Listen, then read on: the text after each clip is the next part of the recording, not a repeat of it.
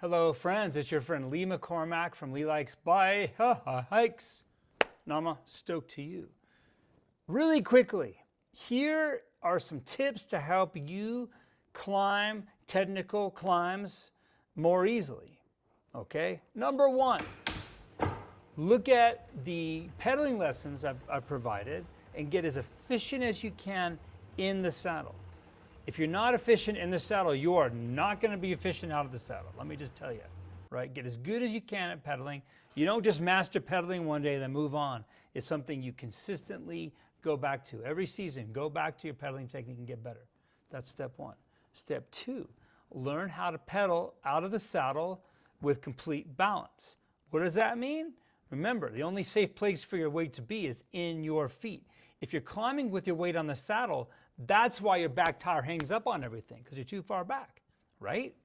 So learn how to climb out of the saddle with no hands. Start on something mellow, a trainer, a road, an easy dirt road climb, and just stand as tall as you can with your arms as straight as you can and let your hands float. Let your hands float and start to pedal from your core down.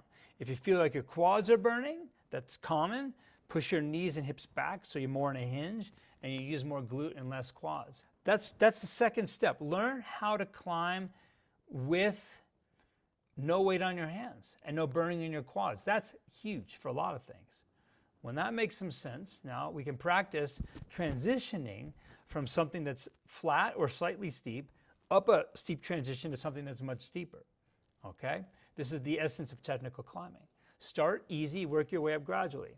As you reach the bump or the rock, right, as you reach, let's say, a roller, as the bars come towards you, you're going to stand up and bring the bars to you and stand right on your feet and keep pedaling.